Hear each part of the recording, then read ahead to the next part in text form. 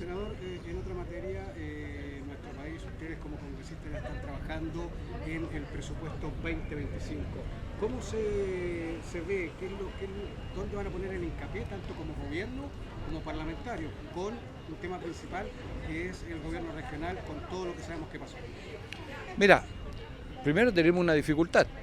Los ingresos fueron menos de lo que se esperaba, porque teníamos un problema en la economía que no crece, pero que al mismo tiempo había una proyección mayor. Como no hubo un acuerdo de reforma tributaria, y ahí hay una responsabilidad de los actores políticos, pero sobre todo de aquellos que son mayoría y que no dan paso para hacer una reforma que el país capte más recursos.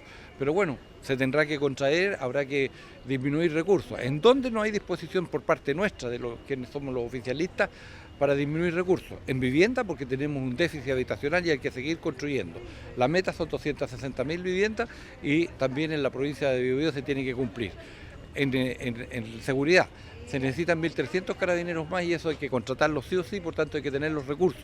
Hay que aumentarle el sueldo a los carabineros y a los PDI porque no podemos tener carabineros en el Teatro Caupolicán agarrándose a balazos porque tienen que suplementar sus ingresos o siendo guardias privados. Eso no puede ser. Entonces, en seguridad pública y en materias que tienen que ver en salud, con la lista de espera, con incorporar más recursos y por tanto allí también hay otro tema que nos importa mucho, los recursos que se requieren para aumentar la PGU para 2.200.000 chilenos que tienen bajos ingresos, entonces aumentarla de 214 a 250 es vital, pero para eso hay que tener recursos, entonces allí tampoco tenemos la disposición de contraer el presupuesto y mantener todo lo que son las ayudas sociales que van directamente hacia las personas, por ejemplo el bolsillo electrónico, porque tenemos un problema de IPC, porque tenemos un problema de depreciación del peso chileno, es decir, de contracción de todo lo que es el poder adquisitivo, por tanto a los sectores más carenciados usted tiene que apoyarlo y a la pequeña y mediana empresa, como subió el ingreso mínimo, hay que sostener a esos trabajadores y ese ingreso y por tanto tendrá que haber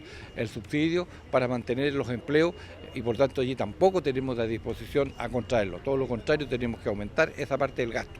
En otras partes va a haber que seguramente bajarlo para que el presupuesto quede lo más parecido a los ingresos que el país va a tener. El efecto Monsalve igual se ha sentido estos días, principalmente en el presupuesto de la Subsecretaría del Interior. ¿Es justo que se pague por eso?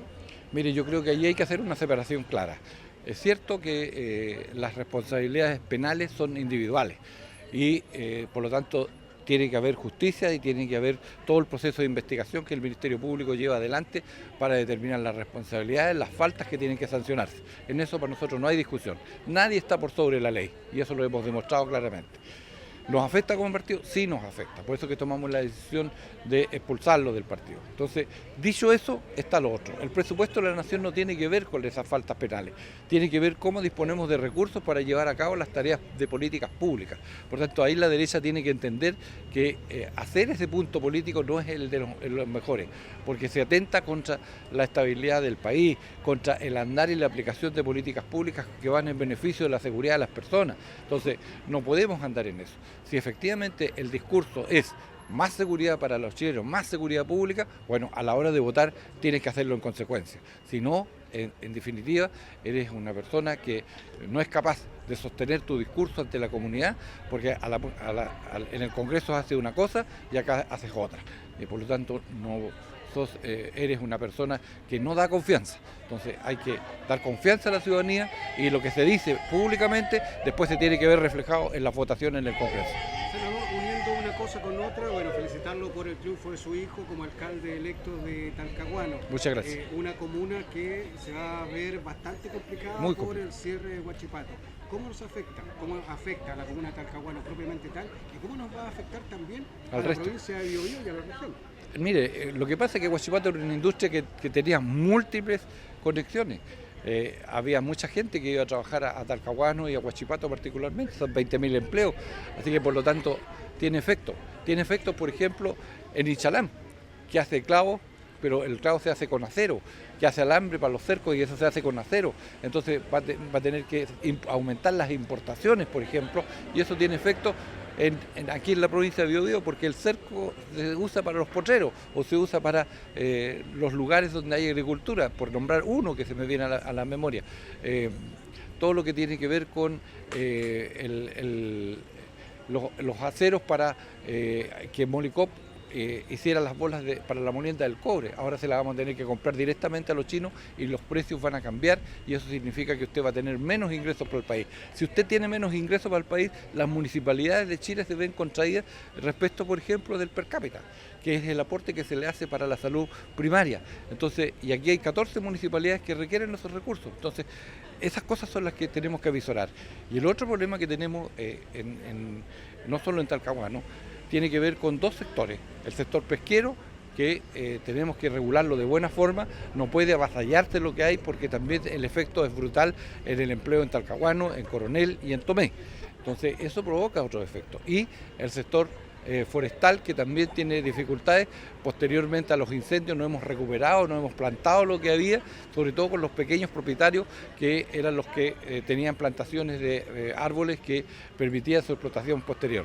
Ahí va a haber que tomar una decisión que puede ser molesta para algunos, pero es buena para la República, es buena para el país, es buena para la región, es buena para la provincia de Biobío. Tenemos que volver a forestar para poder entonces volver a potenciar una de las capacidades productivas que tiene la región, el sector forestal. Senador, lo último, ya comenzamos con la temporada de incendios, algo bastante complicado. ¿Considera usted que estamos preparados para enfrentar lo que viene, que cada vez es más grande, lamentablemente? Bueno, yo entiendo que están los planes de gestión de riesgo y desastre en las respectivas delegaciones, tanto provinciales como regionales y en los municipios. Pero junto con ello también la participación y adecuación de todas las fuerzas de tareas que están involucradas en esto. Llámese las policías, el ejército, las fuerzas armadas en general, todo lo que es CONAF, los equipos de gobierno, la Senapred, bomberos. En suma, es una articulación multisistémica que requiere de instalar estas capacidades y ya estamos preparados para eso. Vamos a ver cuán agria y difícil es la temporada. Lo que sí es que hay una etapa de aprendizaje y yo veo que la región está muy activa en esto y ha preparado todo lo que son sus tareas para poder estar a tiempo y en términos oportunos y eficientes primero en la prevención. Después, si no hay posibilidades de eso, bueno, habrá que actuar en consecuencia para evitar daños mayores. Pese a todo eso, nunca está de más, senador, el llamado a la gente, porque somos nosotros los causantes de la gran mayoría de los incendios. El grueso, o si no todos los incendios, son causados por terceros, por factores exógenos. Es decir, no se hacen solo en el bosque, sino porque nosotros las colillas de cigarro, materiales que son inflamables, entonces no tenemos la responsabilidad como ciudadanos respecto de los cuidados que tenemos que tener para evitar justamente estos incendios y los daños posteriores. Gracias a usted. Pacífico Medios.